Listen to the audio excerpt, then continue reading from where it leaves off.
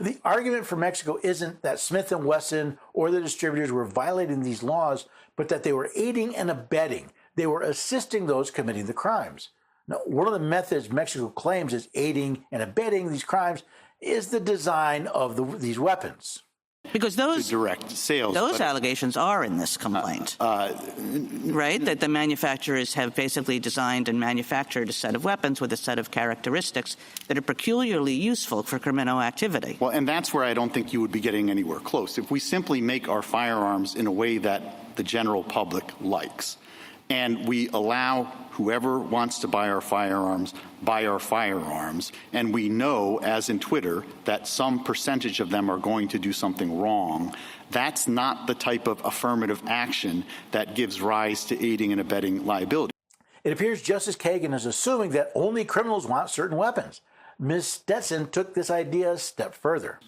Mr. Chief Justice, I think it's not so much that the defendants are designing a particular gun. It's that what the complaint alleges is that they are designing certain guns to target the Mexican market, including the cartels. So if you take the example that you gave, this is paragraph 215. Colt produces 3 models of guns that it specifically targets to the Mexican market: the Super El Jefe, the Super El Grito, and the Emiliano Zapata 1911. These are coveted by the cartels, and you can see evidence of this as paragraphs 217, 218, 219, 220, and they are smuggled into Mexico in volume, which you can also find. So Mexico is alleging that because Colt gave some guns Spanish names, they were targeting the Mexican cartels. Mr. Francisco had something to say about that in his rebuttal.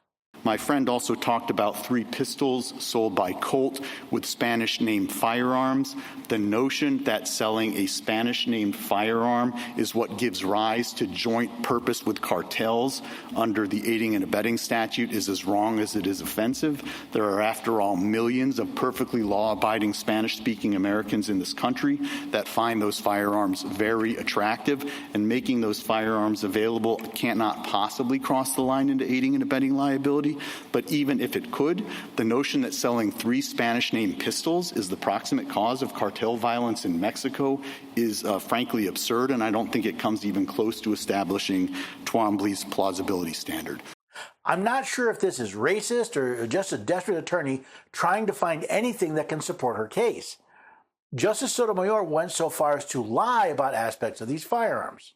When I go back to what's troubling me, you have the manufacturers aiding and abetting, in your theory, by producing guns that are singularly attractive to the cartel because they're designed in a particular way that cartel members like because they're showy. I guess in Justice Sotomayor's mind, the only reason to have a good-looking or showy gun is because you're a cartel member bent on mayhem. She took the idea of opening her mouth and showing she's a fool on this topic a step further. They're making erasable serial numbers, which obviously are attractive to criminals because every criminal would like to erase the serial number if they can. So that's what you claim is aiding and abetting. Except serial numbers are not erasable.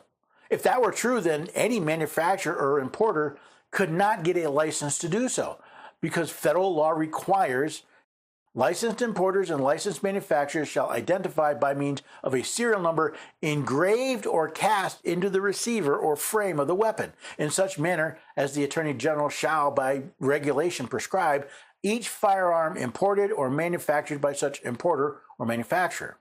So if these are licensed manufacturers and distributors, how can they sell weapons with erasable serial numbers when they have to be engraved or cast into the frame or receiver?